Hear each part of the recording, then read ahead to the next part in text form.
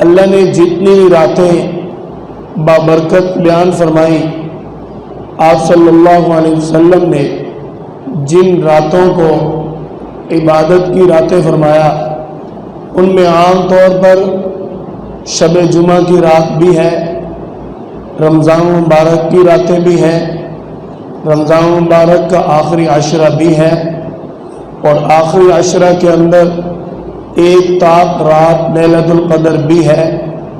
انہی راتوں کے اندر 8 اور 9 ذی الحج کی رات بھی ہے اور عید الفطر کی رات بھی ہے۔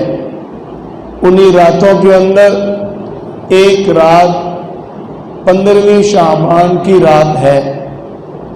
اللہ تعالیٰ نے یہ مواقع ہمیں کیوں عطا فرمائے؟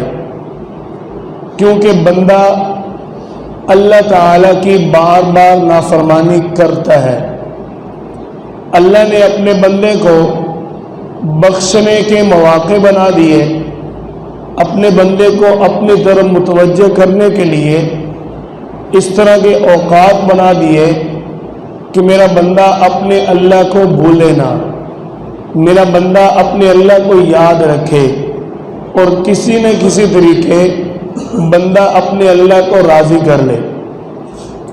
ایک تو یہ راتوں کی قدر اور رات کے اندر قیام کرنا، ویسے تو انسان کے لیے اللہ تعالیٰ نے ہر رات شب قدر بنائی ہے۔ وہ کیسے؟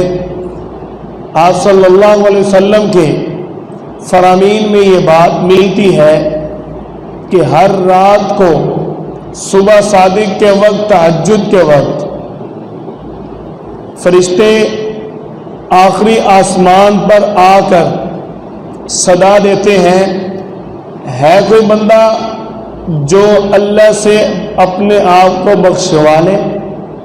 ہے کوئی بندہ جو اللہ سے اپنی حاجتیں، ضرورتیں پوری کروا لے؟ اس حدیث مبارکہ سے یہ بات بڑی آسانی سمجھ آتی ہے کہ ہر رات بننے کے لیے شب قدر ہے، لیکن اس کے لیے کرنا کیا ہوگا؟ ادعوا ربکم تضرعا وخفیا، رو کر گڑ گڑا کر اللہ کو پکارنا ہوگا۔ اللہ تعالیٰ فرماتے ہیں کہ تم مجھے پکارو رو کر، گڑ گڑا کر، چھپ کر۔